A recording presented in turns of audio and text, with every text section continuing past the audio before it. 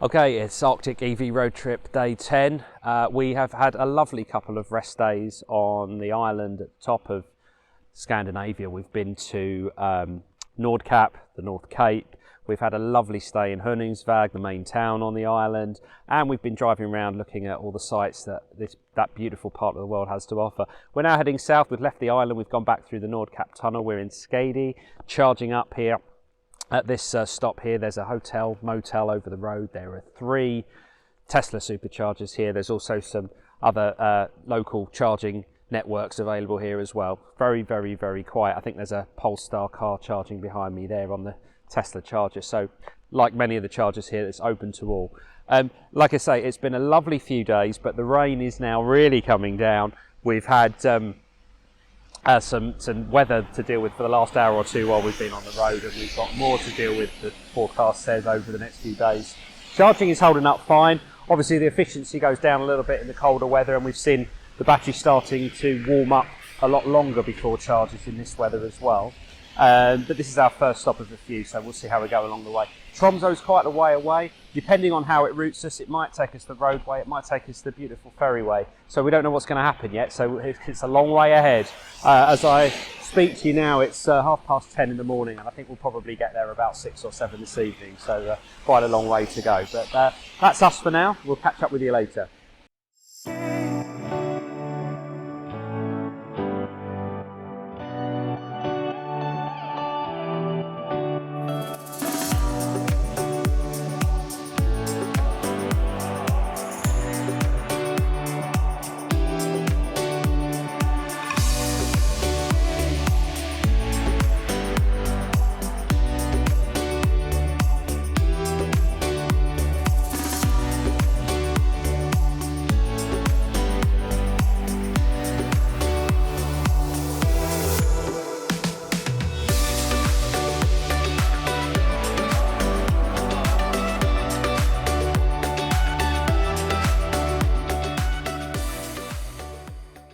Right, it's 3:35 in the afternoon on day 10 of the Arctic EV road trip, and we're here at Sørkjøsen. I think that's how you say it.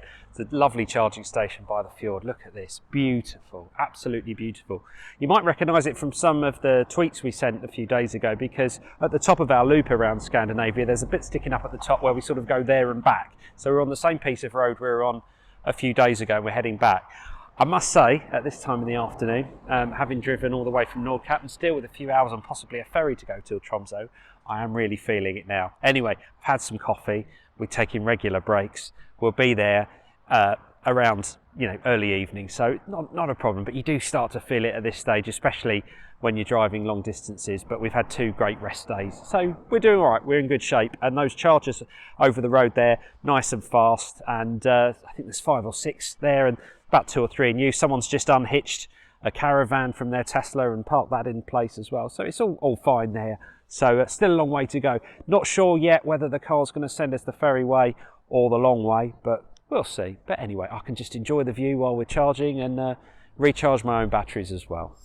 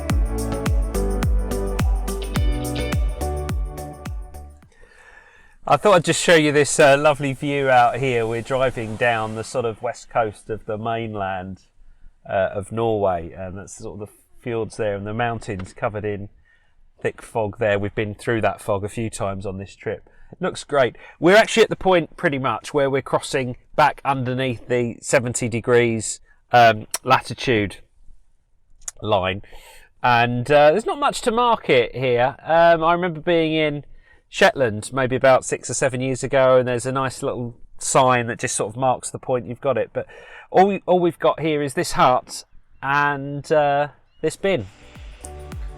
But hey.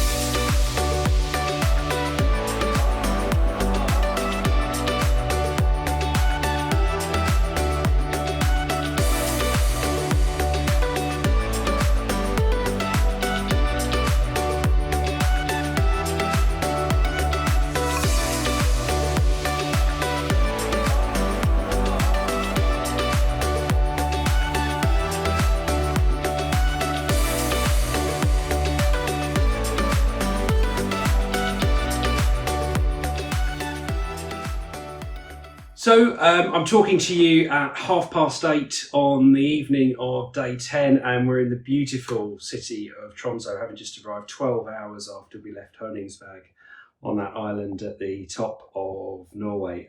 It's been an interesting day. It's been a tiring day, I'll be honest with you.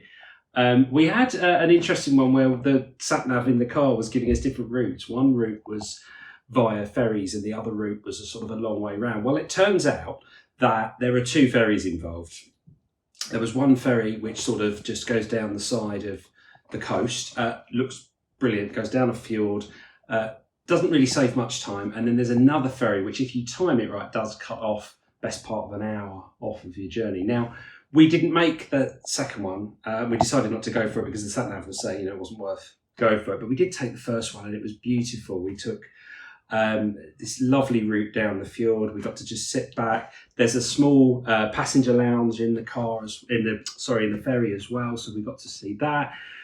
We could sit in the car if we wanted to, or we could pop down to that. There's an upstairs deck, very small ferry, but there is an upstairs deck, so you can watch the sun shine as you go down the fjord and look at the mountains. It's beautiful, but most importantly, it did allow us to relax and not drive for the best part of an hour. So we were quite pleased about that. And we arrived a few minutes earlier than we would have done if we'd taken the land route, but the time didn't really matter. We knew it was going to take around 12 hours.